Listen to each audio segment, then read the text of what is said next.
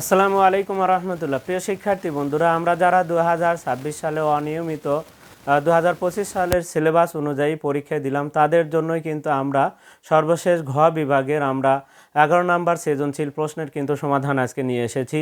আমরা কিন্তু আগেই বলে দিয়েছি যে 10 নম্বর এবং 11 নম্বর প্রশ্নের সমাধানটা যদি দেখে নিই, তাহলে সেই ক্ষেত্রে আমাদের এখানে যে চিত্র অঙ্কন করতে হয়, একটা হচ্ছে অজীব রেখা এবং বহুভুজ, এই দুটা চিত্র অঙ্কন করতে আমাদের আর কোনো সমস্যা হবে না। আমাদের কিন্তু পরীক্ষায় একটা কিন্তু ভুল হয়েই থাকে, আমাদের চাই অজীব রেখা দাগায় দিয়ে আসি আমরা বহুভুজ, আবার বহুভুজ চাইলে দাগায় দিয়ে আসি আমরা অজীব রেখা।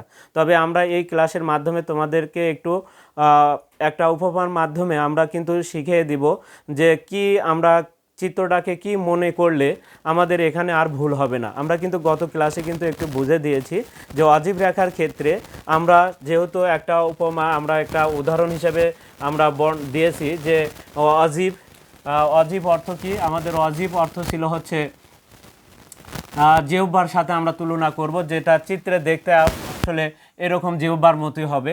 তাহলে এটাকে আমরা, যার কারণে অজীব রেখা যেহেতু, তাহলে সেই ক্ষেত্রে অজীব রেখাটা কেমন হবে, অজীব এতে জীব আছে কথাটি, যার কারণে আমরা জিহ্বার সাথে তুলনা কিন্তু করেছি। এটা মনে রাখলে তাহলে আমাদের কিন্তু আর চিত্রতে ভুল হবে না। অজীব রেখা আর সাধারণত অজীব রেখা অনেক ওপরে ওঠে, যার কারণে সাধারণ গণসংখ্যায় এত ওপরে ওঠা সম্ভব নয়, যার কারণে এটার জন্য কিন্তু আমাদের প্রয়োজন হয় ক্রমযোজিত গণসংখ্যা।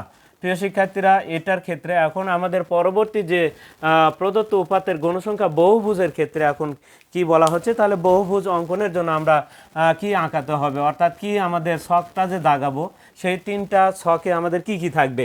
আমাদের দুইটা কিন্তু থাকে, শ্রেণীব্যাপ্তি এবং গণসংখ্যা, কিন্তু এটা দোয়াই থাকে। আমাদের এই বহুভুজের জন্য আরেকটা কি দাগাতে হবে। প্রিয় শিক্ষার্থীরা, এখানে আমরা কিন্তু তুলনা করেছি এই বহুভুজটাকে আমরা খড়ের পালার সাথে তুলনা করেছি। এখন সাধারণত খড়ের পালা দিতে কিন্তু আমাদের কি করতে হয়, অবশ্যই খড়ের পালা দিতে গেলে আমাদের এখানে কিন্তু একটা বাঁশ গাড়তে হয় মধ্যবিন্দুতে। বাঁশ গাড়ার পরে কিন্তু আমরা কি খড়ের পালাটা আমরা দিয়ে থাকি সাধারণত। সেই কারণে কি বলা হচ্ছে যে যেহেতু মাঝখানে এখানে খুঁটি পুঁততে হয়, এই কারণে মাঝখানে যেহেতু, সেই কারণে তাহলে মধ্যমান লাগবে। অর্থাৎ বহুভুজ যখন আমরা দাগাতে যাব তখন কিন্তু আমাদের শ্রেণীর মধ্যমান লাগবে। অর্থাৎ খড়ের পালা দিতে যেমন মাঝখানে বাঁশ লাগে, বাঁশ পুঁততে হয়, তেমনি এই বহুভুজ দাগাতে গেলে আমাদের শ্রেণীর মধ্যমান লাগবে। এই কারণে আমরা তাহলে আমাদের জন্য কি চিত্রটা মনে রাখতে সুবিধা হবে। তাহলে এই বহুভুজটা আমাদের খড়ের পালার মতো, আর অজীব রেখাটা অনেকটা জিহ্বার মতো, অর্থাৎ সাপের যে ফনার মতো আমাদের থাকবে। এইটাকে আমরা কম্পেয়ার করে, অর্থাৎ তুলনা করে কিন্তু তোমাদেরকে বুঝে দিয়েছি, যাতে তোমাদের এই চিত্র অঙ্কন করতে আর কোনো সমস্যা না হয়। তাহলে প্রিয় সেক্ষেত্রে এখন আমরা তাহলে একটু ক নাম্বার থেকে কাজটা শুরু করি। আমাদের প্রশ্ন আছে 50 জন শিক্ষার্থীর গণিত বিষয়ে প্রাপ্ত নাম্বার সারণীর নিম্নরূপ। এখানে কিন্তু ক নাম্বার উদ্দীপকের সাথে কোনো সম্পৃক্ত নেই। এখন 11-র যে ক নাম্বার উত্তর করব আমরা, কি কি দেওয়া আছে একটু দেখো তো। আমাদের ধাপ বিচ্যুতি ইউআই এর মান দেওয়া আছে, তারপর আনুমানিক গড় এর মান দেওয়া আছে, ইউআই এর মান দেওয়া আছে, তারপরে এর মান দেওয়া আছে, এইচ এর মান দেওয়া আছে। আমাদের বের করতে হবে মধ্যমান। এখন কোন সূত্রতে আমাদের এই কয়েকটা অক্ষর আছে সেটা কিন্তু আমরা গড় করছি গত ক্লাসে। গড়ের ভেতরে আমাদের ধাপ বিচ্যুতি যখন বের করেছি তখন কিন্তু এই কয়েকটা কাজ কিন্তু আমাদের ওই সূত্রের ভেতরে ছিল, ধাপ বিচ্যুতি। তাহলে ওখান থেকে আমাদের কিন্তু আসলে এক্স আই এর মানটা বের করা সম্ভব। কীভাবে করলে এখন মানটা আমরা পাবো, তাহলে একটু দেওয়া আছে, আমরা একটু যদি লিখি তাহলে দেওয়া আছে, আমাদের আগে লিখতে হবে কি কি দেওয়া আছে। দেখো, ধাপ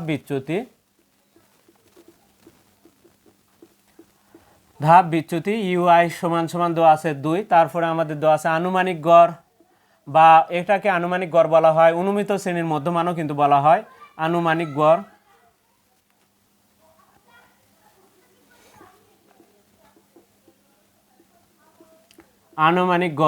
এ সমান সমান দেওয়া আছে হচ্ছে 20।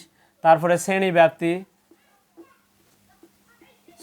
ব্যাপ্তি ওই সূত্রতে বসে দিলেই কিন্তু হবে। শ্রেণী ব্যাপ্তি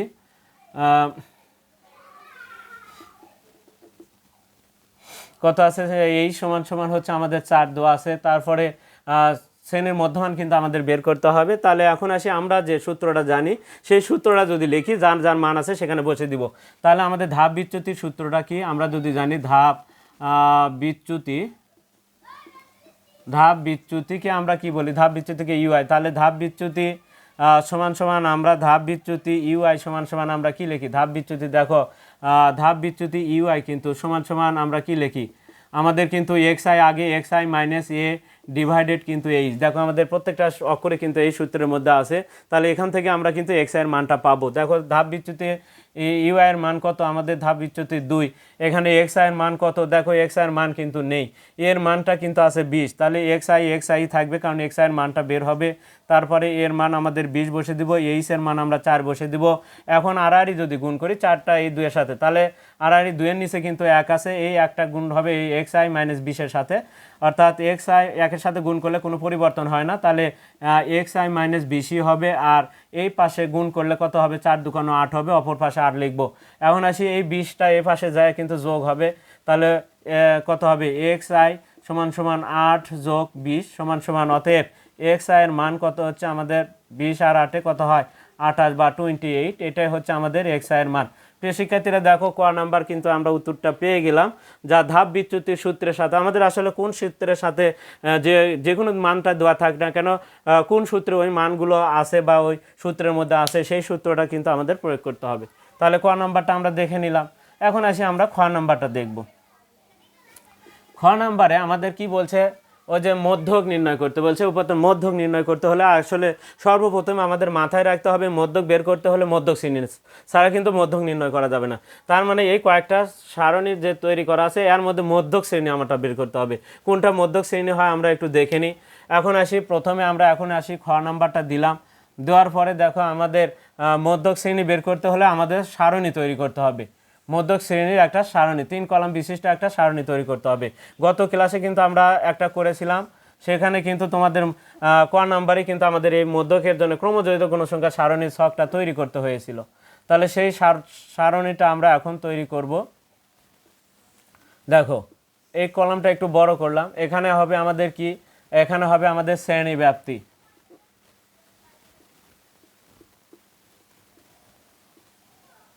শ্রেণী ব্যাপ্তি, তারপরে আমাদের যেখানে দেখো আমাদের শ্রেণী ব্যাপ্তি, তারপরে হবে হচ্ছে গণসংখ্যা যেটা দেওয়া আছে গণসংখ্যা, আর এখানে হবে ক্রমযোজিত গণসংখ্যা, ক্রমযোজিত গণসংখ্যা। আমরা এখন আমাদের যেগুলো আছে সেগুলো এখন আমরা একটু যদি লিখি, আমরা যদি হাতে যদি ছক তৈরি করতে পারি, অযথা স্কেল ব্যবহার করে সময় নষ্ট করার দরকার নেই, তাহলে যদি এরকম ছক হলেই হবে, আমাদের কিন্তু ছকে কোনো নাম্বার নেই, অর্থাৎ তোমার কাজের ওপরে নাম্বার, সেই ক্ষেত্রে আমরা কারণ একটা পরিসংখ্যান করতে গেলে কিন্তু দেখা যাচ্ছে আমরা কিন্তু অনেকটা সময় আমাদের চলে যায়, তাহলে সেই ক্ষেত্রে এখন কত আছে দেখো 36 থেকে কত 40, তারপরে কত 41 থেকে আমাদের হচ্ছে 45, তারপরে 46 থেকে আমাদের 50, তারপরে 51 থেকে আমাদের 55, তারপরে কত 56 থেকে আমাদের 60, 61 থেকে আমাদের 65, এখন আর একটা ঘর লাগিয়েছে, আমরা তাহলে বাকিগুলোকে একটু মিশিয়ে দিলাম। এখন দেখো 66 থেকে আমাদের 70, এই যে আমাদের কিন্তু প্রথম যে শ্রেণী ব্যাপ্তিটা আমাদের তৈরি হয়ে গেল। এখন আসি আমাদের যে পরবর্তীতে গণসংখ্যা কত আছে, আমরা একটু 5, তারপরে 7, তারপরে কত 12, তারপরে 11, তারপরে 8, তারপরে 4, তারপরে 3। এখন আসি ক্রমযোজিত গণসংখ্যার সারণীটা আমরা ফিল আপ করবো। এই ক্রমযোজিত গণসংখ্যার সারণী ক্রম মানে একের পর এক, আর যোজিত মানে হচ্ছে যোগ, তাহলে একের পর যোগ করে যে সারণী পাওয়া যায় সেটাকেই বলা হয় ক্রমযোজিত গণসংখ্যার সারণী। এখন আসি প্রথম 5 হবে, কারণ 5-এর সাথে কোনো যোগ করা কিছু নেই। এবার 5-এর সাথে 7 যোগ হয়ে কত হবে 12, এবার 12 সাথে এই 12 যোগ হয়ে কত হবে 24, এই 24-এর সাথে 11 যোগ হলে কত হবে 35, 35-এর 8, এই 35-এর সাথে এই 8 যোগ হলে কত হবে 43, 43-এর সাথে 4 যোগ করলে কত হবে 47, 47-এর সাথে এই 3 যোগ করলে হবে 50। এখন এখানে কিন্তু 50 জনের কথাই বলা আছে, দেখো 50 জন শিক্ষার্থী, তাহলে টোটাল আমরা কিন্তু 50 জনই পেলাম। এখন আমাদের এখানে যে কাজটা সেটা এখন আমরা দেখো এখানে টোটাল গণসংখ্যা আমাদের কত n সমান এখানে কত 50, এখন যা আমরা কি লিখবো n সমান 50, যা এখানেও কিন্তু আমরা পেয়েছি, যা জোড় সংখ্যা, আর জোড় সংখ্যা হলে কিন্তু সরাসরি 2 দ্বারা ভাগ করা যায়, তাহলে অতএব n/2 সমান হচ্ছে 50/2 সমান সমান আমাদের 25। আমরা কিন্তু বরাবরই বলেছি যে যখনই তোমাদের মধ্যক বের করতে বলবে তখনই তোমাদের মধ্যক শ্রেণী ছাড়া কিন্তু মধ্যক হয় না, তাহলে মধ্যক শ্রেণী আগে তোমাকে খুঁজে বের করতে হবে। সেই কাজটাই কিন্তু আমরা প্রথমে এখন করব। এখন 25তম পদ কোন শ্রেণীতে আছে, 25তম পদ কোন শ্রেণীতে আছে আমরা যদি দেখি 25তম পদ আমাদের দেখো এই ঘরের মধ্যে 1 থেকে 5 পর্যন্ত আছে, এই ঘরের মধ্যে 6 থেকে 12 পর্যন্ত আছে, 12তম পদ পর্যন্ত আছে, এখানে 13 থেকে 24তম পদ পর্যন্ত আছে, আর এই ঘরের মধ্যে কিন্তু 25 থেকে 35 পর্যন্ত পদগুলো এই ঘরের মধ্যে আছে। তাহলে আমাদের 25 কিন্তু এই ঘরের ভিতরে আমরা পাচ্ছি। তাহলে 25তম পদ হচ্ছে, দেখো আমাদের শ্রেণীর নাম কি, 51 থেকে 55 শ্রেণী, এই যে আমরা মধ্যক শ্রেণী পেয়ে গেলাম। তাহলে 25তম পদ আমাদের কত, 51 থেকে 55 শ্রেণীতে, 51 থেকে 55 শ্রেণীতে অবস্থিত আমরা লিখব অবস্থিত। এখন আসি আমরা, তাহলে সুতরাং মধ্যক শ্রেণী বা অতএব মধ্যক শ্রেণী, আমরা কিন্তু বারবারই বলছি মধ্যক শ্রেণী কিন্তু আগে বের করে নিতে হবে। তাহলে প্রথমে আমরা মধ্যক শ্রেণী কত পাচ্ছি, তাহলে মধ্যক শ্রেণী হচ্ছে 51 থেকে 55। এখন এই মধ্যক শ্রেণী যেহেতু পেয়েছি, এখন আমরা মধ্যকে বের করতে পারবো। যে যে মান দরকার তোমরা এখন লিখে রাখতে পারো। এই যে মধ্যক শ্রেণীর যে এখানে যেটা আমাদের মান যেটা আছে, এটা হচ্ছে নিম্ন সীমা, এটা হচ্ছে উচ্চ সীমা। এখন এটাকে বলা হয় লোয়ার লিমিট, আর এটাকে বলা হয় আপার লিমিট বা হায়ার লিমিট। উচ্চ সীমা এটা নিম্ন সীমা, এটা উচ্চ সীমা।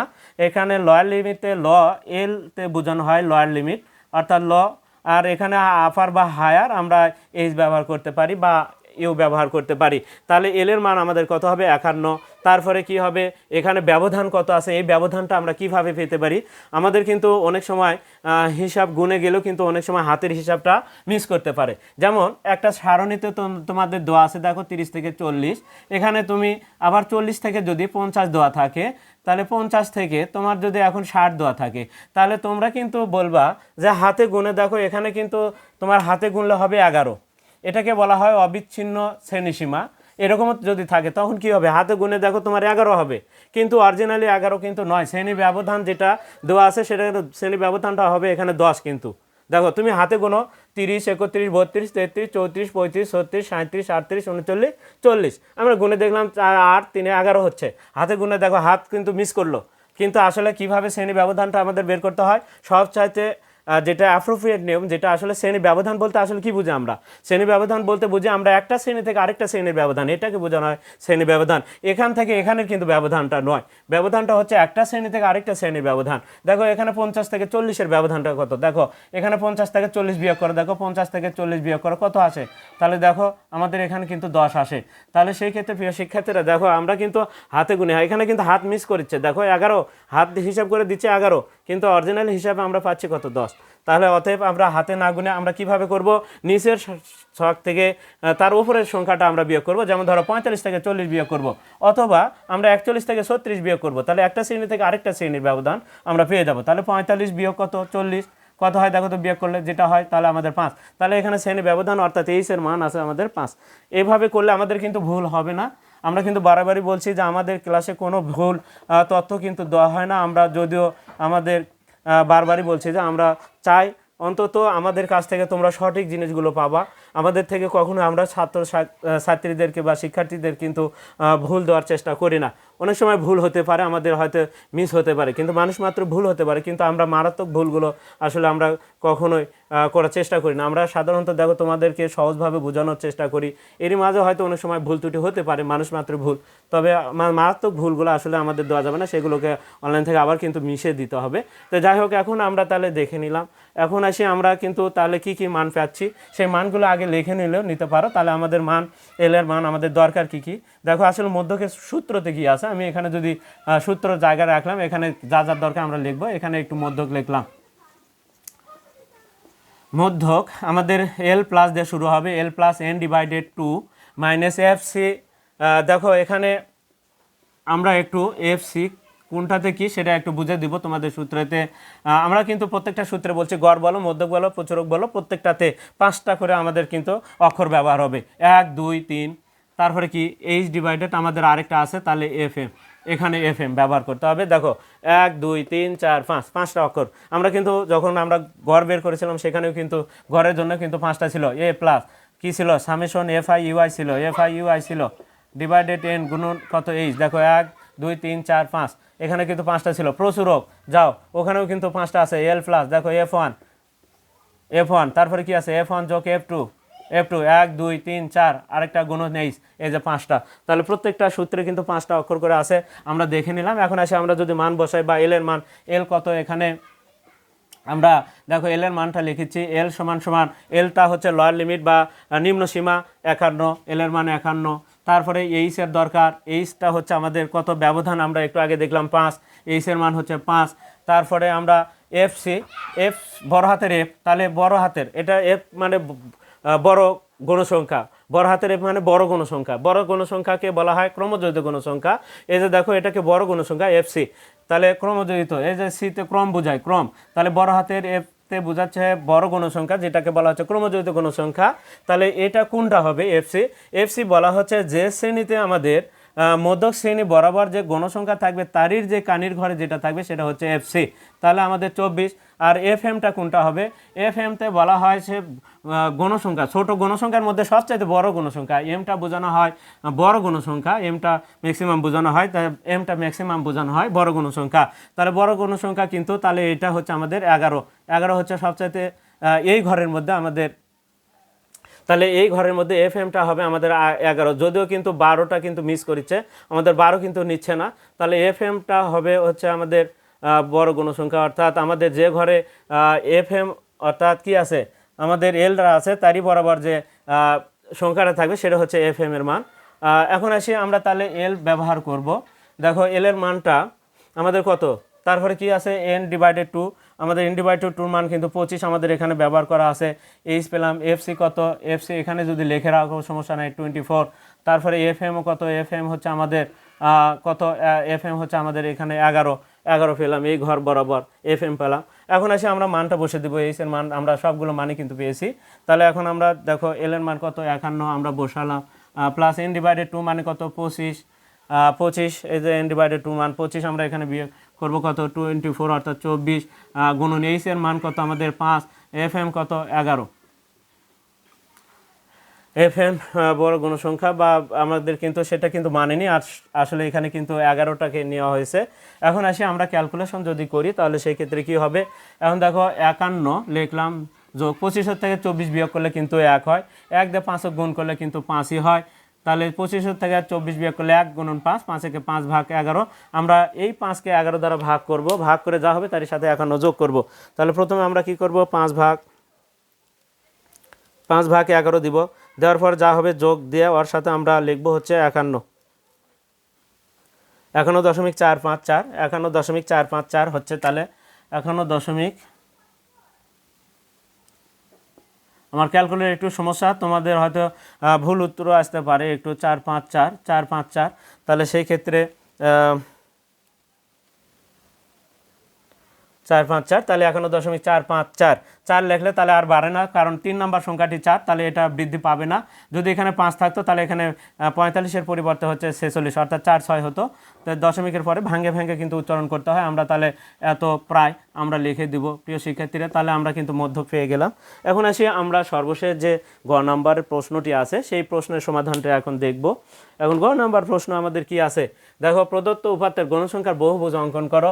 এই বহুভুজ অঙ্কনের জন্য কিন্তু আমরা বলে দিয়েছি আমাদের 3 কলাম বিশিষ্ট একটা ছক তৈরি করতে হবে।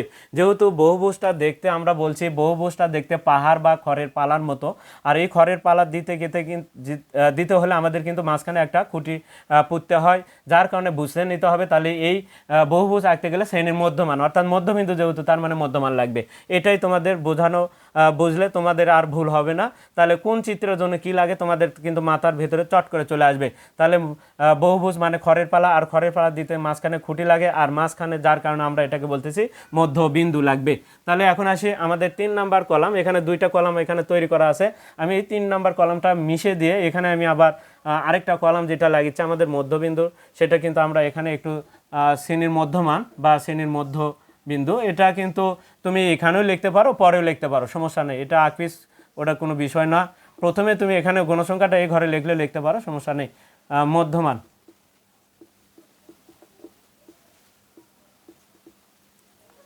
শ্রেণীর মধ্যমান। এখন দেখো শ্রেণীর মধ্যমানটা আমরা কিন্তু কিভাবে পাবো, 36 48 যোগ করে 2 দ্বারা ভাগ করলে কিন্তু আমরা প্রত্যেকটা শ্রেণীর মধ্যমান কিন্তু পাওয়া যাবে। তাহলে 36 48 আমরা কিন্তু যদি ক্যালকুলেটর নাও কাজ করি তাহলে আমাদের ক্ষেত্রে কিন্তু মুখেও কিন্তু হিসাব করতে পারি আমরা। দেখো চিত্র থেকে কত আছে, 36 লিখলাম, তারপরে কত হয় 37, তারপরে 38, তারপরে 39, তারপরে 40। দেখো তো এই কয়টা সংখ্যা যে লিখলাম 36 থেকে 40 পর্যন্ত লিখলাম, মাঝখানে কি আছে, এই সাইডে দুটো বাদ দাও, এই সাইডে দুটো, মাঝখানে আছে 38, তাহলে এখানে 38, তারপরে 38, যেহেতু 5 করে ব্যবধান আছে তাহলে 43 হবে, 43-এর পরে 48 হবে, 48-এর পরে 53 হবে, 53-এর পরে 58 হবে, 63 হবে, 68 হবে, আমরা কিন্তু পেয়ে যাচ্ছি। তাহলে সহজে আবার তুমি এটাও দেখতে পারো 41 থেকে, দেখো 41, তারপরে কত 42, তারপরে কত 43, তারপরে কত 44, তারপরে কত 45, তাহলে মাঝখানে 43 আছে। আমরা কিন্তু ক্যালকুলেটর দিয়েও করতে পারবো, ক্যালকুলেটর ছাড়াও কিন্তু করা যায়। যদি একই সংখ্যা মাঝখানে দুটা সংখ্যা পড়ে যায়, ধরো 5 আর 6 মাঝখানে দুটা পড়লো, যেমন আমরা 1 থেকে 10 পর্যন্ত বা 21 থেকে যদি থাকে 21, 22, 23, এটাও একটু দেখাচ্ছি তোমাদেরকে, 24, 25, 26, 27, ক্যালকুলেটর ছাড়া কীভাবে দেখা যায়, দেখো ব্যবধান যদি 10 থাকতো তো 28, তার 29, তারপরে কত 30। আসলে এটা কিন্তু আসলে বোঝার জিনিসগুলো, এগুলো বুঝলে কিন্তু আমাদের সহজ হবে।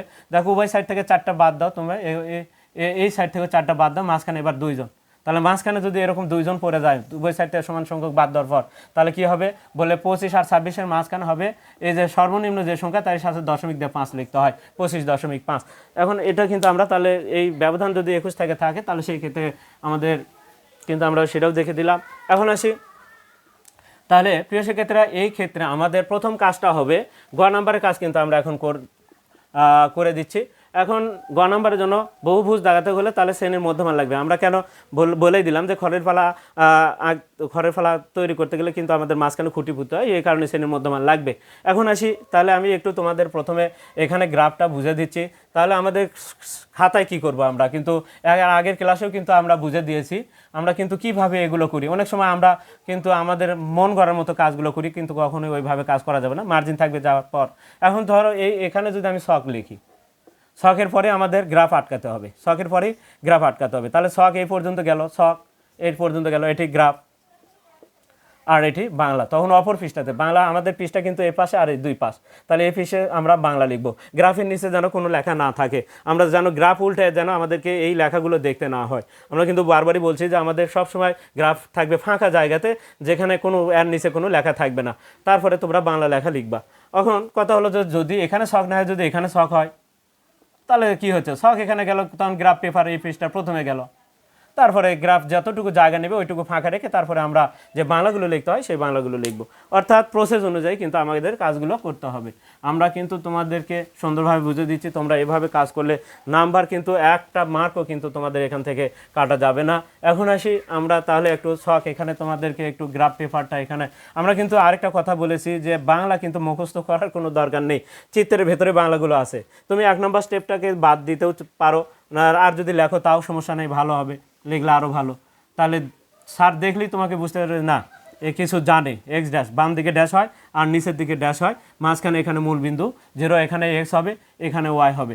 এখন আসি, এই যে 5 ঘর কিন্তু আমি এখানে ফাঁকা রাখছি, এই 5 ঘর আমাদের এই যে কাটা চিহ্ন বা ভাঙ্গা চিহ্ন কিন্তু আমাদের দিয়ে দিতে হবে। এরকমভাবে আমরা ভাঙ্গা চিহ্ন দিয়ে দিব।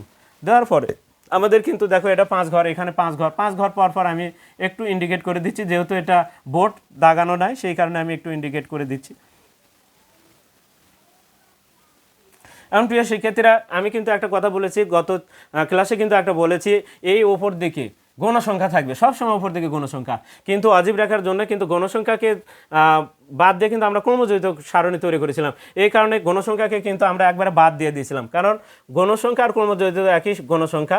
যখন ছোটোটার থেকে বড়টা যখন গ্রহণ করা হয় তখন আর ছোটোটার কোনো ভ্যালু থাকে না, ছোটোটা তখন বাদ চলে যায়। যেহেতু ওটাতে গণসংখ্যা হয়নি তখন কিন্তু আমরা ক্রমযোজিত লিখেছিলাম, এবার কিন্তু ক্রমযোজিত নাই, তাহলে কি আছে গণসংখ্যা। তাহলে এই অক্ষ বরাবর এই অক্ষটা আমরা অ্যারো চিহ্ন দিয়ে এরকমভাবে দাগায় দেয়, এটি লিখবো কি আমরা গণসংখ্যা। গণসংখ্যা আমরা এভাবে লিখে দিব। আর এই দিকে দেখো এখন বাকি কি আছে, দেখো এখানে কিন্তু কি আছে আমাদের, এখানে বাকি আছে হচ্ছে শ্রেণীর মধ্যমান। এই দিকে অ্যারো চিহ্ন দিয়ে আমরা একটু লিখে দিব শ্রেণীর মধ্যমান, শ্রেণীর মধ্যমান লিখে দিব। আমরা এদিকে কি ব্যবহার করেছি সেটা একটু লিখে দেব, শ্রেণীর মধ্যমান আমরা এদিকে ব্যবহার করব। এখন আসি আমরা এই সংখ্যাগুলোকে লিখব কিভাবে। আমরা এই সংখ্যাগুলোকে লিখব এমনভাবে যেন আমার এই বিন্দুকে বোঝায়, এই বিন্দুকে বোঝায়। আমি এখন যদি এখানে দেখো শ্রেণীর মধ্যমান এখানে 38, এখানে ভাঙ্গার কাছে আমরা কিন্তু লিখবো না কখনোই, ভাঙ্গার পরে 5 ঘর পর থেকে লেখা শুরু করব। দেখো এখানে 38 লিখলাম, এমনও হতে পারে গ্রাফের কাছাকাছি চলে গেল, তারপরে কত হচ্ছে 43, এই লিখলাম, এখন দেখো এর মধ্যে চলে আসছে, এখন পরেরটা লেখার আর জায়গা পাচ্ছি না। এই কারণে আমরা এই সংখ্যাগুলোকে একটু এইভাবে লিখবো। দেখো 38, তারপরে কত দেখো তো 43, তারপরে এখানে 5 ঘর পরে আবার লিখবো কত 48, তারপরে কত 53, তারপরে কত 58, তারপরে কত আছে দেখো 63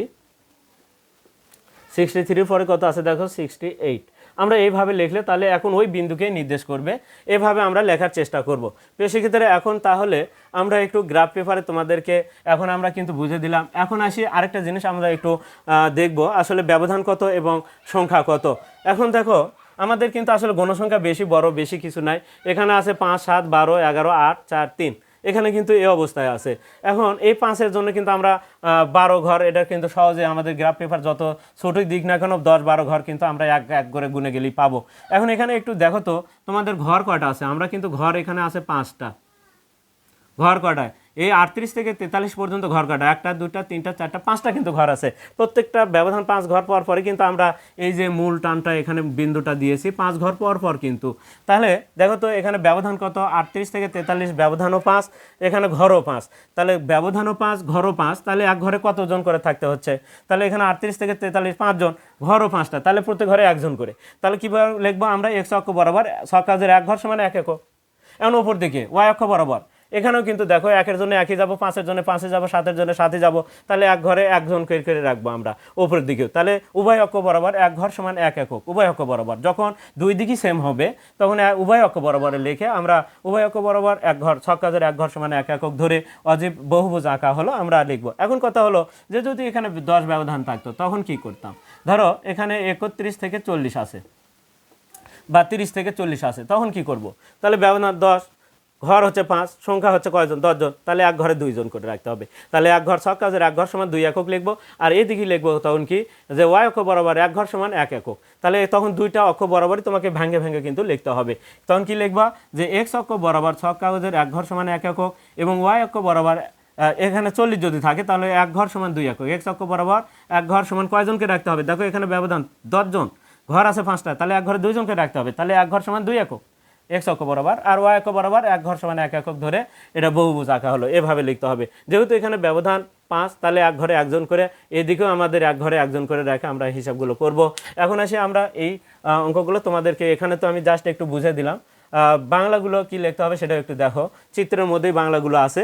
এখন বাংলাগুলো কি লিখতে হবে, বাংলা প্রথম স্টেপটা প্রথমে আমরা শুরু করব মনে করি দিয়া। দেখো মনে করি, এখান থেকে শুরু হবে এক্স ও এক্স ড্যাশ, ডান সাইড থেকে এক্স ও এক্স ড্যাশ। কীভাবে লিখবা, এক্স ও এক্স ড্যাশ হচ্ছে এক্স অক্ষ কমা, এবার দেখো উপর থেকে ধরো ওয়াই ও ওয়াই ড্যাশ, 3টা করে অক্ষর, ওয়াই ও ওয়াই ড্যাশ হচ্ছে ওয়াই অক্ষ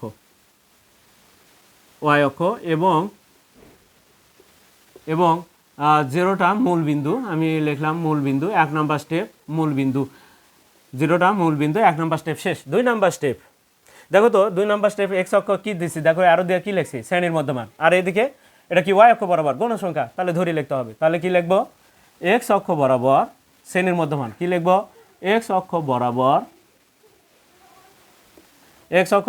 শ্রেণীর মধ্যমান, x অক্ষ বরাবর শ্রেণীর মধ্যমান এবং y অক্ষ বরাবর গণসংখ্যা ধরি, কি লিখবো, y অক্ষ বরাবর। কেউ যদি 1 নম্বর স্টেপ না লিখে এটা যদি লেখে তাও হবে, তবে 1 নম্বরটা লিখলে আরও ভালো। তাহলে মধ্যমান এবং y অক্ষ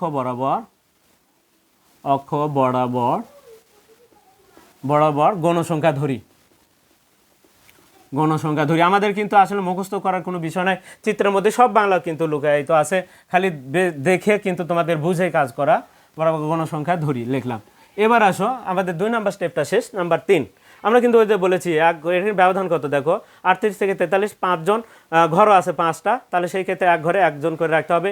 এইদিকেও কিন্তু 7, 5, 7, 12, 11 একজন করে একটা ঘরে একজন করেই রাখবো আমরা। তাহলে সেই ক্ষেত্রে আমরা লিখবো উভয় অক্ষ বরাবর, যদি একই ব্যবধান হয় তাহলে উভয় অক্ষ বরাবর উভয় অক্ষ বরাবর ছক কাগজের উভয় অক্ষ বরাবর। এটা কিন্তু আমাদের এই গ্রাফের নিচে কিন্তু লিখতে হবে, আমি নিচে না লিখে এখানে একটু লিখে দিচ্ছি। তোমাদের গ্রাফের যে চিত্র অঙ্কন করাটা আমি গ্রাফে দেখাবো। উভয় অক্ষ বরাবর ছক কাগজের এক ঘর সমান 1 একক ধরে, এক ঘর সমান, এটা কিন্তু এক তোমরা সংখ্যাটা ইয়ার ভেতরে লিখতে পারে, একক ধরে বহুভুজ আঁকা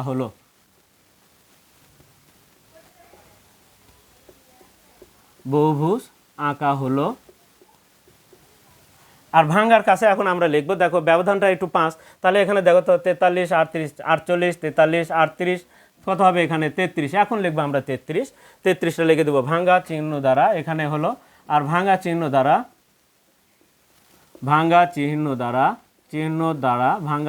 দ্বারা আর 33-এর আগের সংখ্যা বোঝানো হয়েছে, 33-এর আগের সংখ্যা বোঝানো হয়েছে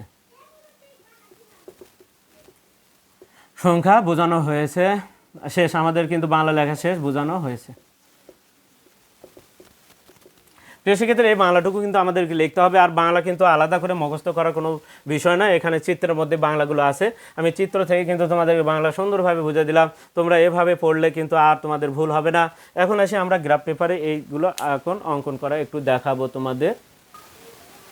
তাহলে প্রিয় শিক্ষার্থীরা এখন দেখো আমার গ্রাফ পেপারে যেভাবে আমি বোর্ডে লিখেছিলাম সেভাবে কিন্তু আমার লেখা আছে। দেখো ওপর থেকে গণসংখ্যা, এদিকে আছে শ্রেণীর মধ্যমান 38, আর এখানে কিন্তু আমাদের ওই যে সিরিয়াল ধারাবাহিকভাবে যদি দেখি 63, 53, 48, 43, 38, তাহলে এখানে হবে কিন্তু আমাদের 33, সেটাও কিন্তু আমি একটু লিখে দিলাম। এখন আসি আমরা এই যে 38 বরাবর আমাদের কত আছে, দেখো আমাদের 38 বরাবর কিন্তু 5 ঘর উপর দিকে যাব আমরা। তাহলে এখানে দেখো 38 বরাবর এই যে গুণে যাচ্ছি, 5 ঘর পরেই কিন্তু কালারিং করা আছে সুন্দর করে, আমরা এইভাবে কিন্তু গোল দিব। তারপরে 43 বরাবর কিন্তু আমাদের 7 আছে, তাহলে 7 ঘর উপর দিকে যাব, 5, 6, 7। এখানে দেখো এরকমভাবে কিন্তু আমরা দেখো সুন্দর করে বিন্দুটাকে আমরা গোল করব পরবর্তীতে আবার ফোঁটাটা দেওয়ার পর। তারপরে আছে 12, 5, 10, 11, 12, দেখো এখানে আমাদের কিন্তু 12 হবে, 12 দিলাম। এবার আসি 11 আছে, তাহলে 5, 10, 11 আমরা এখানে দিব সুন্দরভাবে। দেখো আমরা গোল করে দিচ্ছি, কিন্তু বিন্দুটা সুন্দরভাবে বেশি বড় করবা না বিন্দুটা। তারপরে কত আছে 8, 5, 6, 7, 8, এখানে 8 হবে। পরেরটা কত আছে দেখো, পরেরটা আমাদের 8-এর পরে 4 আছে, 4 ঘর যাব, এখানে 4 ঘর, দেখো 4 ঘর গেলাম। তারপরটা আমাদের কত আছে, তারপরে আমাদেরটা সর্বশেষ যেটা আছে সেটা হচ্ছে 3 আছে, 4-এর পরে কিন্তু আমাদের 3 আছে। তাহলে এই যে 3 পর্যন্ত গেলাম, যাওয়ার পরে আমরা কিন্তু গোলটা করে দিব। গোল করে দেওয়ার পরে এই বিন্দুগুলো কিন্তু আমরা যোগ করব। এখন প্রথমে এখান থেকে এখানে যাবে, তারপরে কিন্তু এখানে যাবে, তারপরে দেখো আমরা এখান থেকে এখানে যাব, তারপরে এখান থেকে আমরা কিন্তু এখানে যাব, তারপরে এখান থেকে আমরা এখান থেকে এখানে যাওয়ার পরে সর্বশেষ যে কাজটা করতে হবে আমাদেরকে, এখানে একটু বাড়তি একটা লিখতে হবে, যা আমাদের কিন্তু আসলে একটু এক্সট্রাকে আমরা একটু সরে দিচ্ছি। এখানে কিন্তু আমাদের যে 68-র পরে কিন্তু আরেকটি বাড়তি সংখ্যা লিখতে হবে, সেটা হচ্ছে 68-র পরে কিন্তু 73 হবে। এই পাশে একটু 73 লিখে দিব, আমরা 73 লিখে দিব। আর এই পাশে কিন্তু বাড়তি লেখা আছে, এখানে এসে আমরা ভাঙ্গার কাছে জোড়া লাগাই দেবো। আর এখানে কিন্তু আমাদের এই যে সর্বশেষ যে 73-এর কাছে এখানে যায় কিন্তু আমরা ঠেকে দিব। আর ভেতরে আমরা যে কাজটা করব সেটা একটু কালারিং করে দিব, তাহলে কিন্তু আমাদের হয়ে গেল। কালারিং আমরা এভাবে একটু হালকা করে, বেশি যে গাঢ় করতে হবে এরকম না, হালকাভাবে আমরা একটু গাঢ় করে দিব, তাহলে কিন্তু আমাদের হয়ে যাবে। প্রিয় শিক্ষার্থীরা দেখো আমরা তাহলে কি এখানে আমরা বহুভুজটা দেখে দিলাম, দেখো খড়ের পালার মতো দেখতে বা পাহাড়ের মতো দেখতে, আমরা কিন্তু চিত্রটা তোমাদেরকে দেখে দিলাম। এখন তোমাদের কিন্তু আর কনফিউশন থাকার কথা নয়, এবং প্রশ্নের উত্তরও কিন্তু ভুল হওয়ার কোনো সম্ভাবনা নেই। প্রিয় শিক্ষার্থীরা, তাহলে আজকে আমরা পুরাতন সিলেবাসে অর্থাৎ 2025 সালের সিলেবাস অনুযায়ী যে প্রশ্নটা এসেছিল সেই প্রশ্নের কিন্তু সমাধানটা আমরা দেখে নিলাম। পরবর্তী ক্লাসে যে তোমাদের বিভিন্ন বোর্ডের যে প্রশ্নগুলো আছে সেই প্রশ্নগুলো সমাধান নিয়ে কিন্তু ধারাবাহিকভাবে আবারও তোমাদের সামনে চলে আসব। ততক্ষণ পর্যন্ত কিন্তু তোমরা অবশ্যই আমাদের পাশে থাকবে এবং চ্যানেলটিতে যারা নতুন রয়েছে তারা অবশ্যই চ্যানেলটিকে সাবস্ক্রাইব করবে এবং ফেসবুকে যারা আছে তারা অবশ্যই ফলো দেবে এবং বেশি বেশি করে তোমরা লাইক, কমেন্ট এবং শেয়ার দিবে। আজকে পর্যন্তই, খোদা হাফেজ।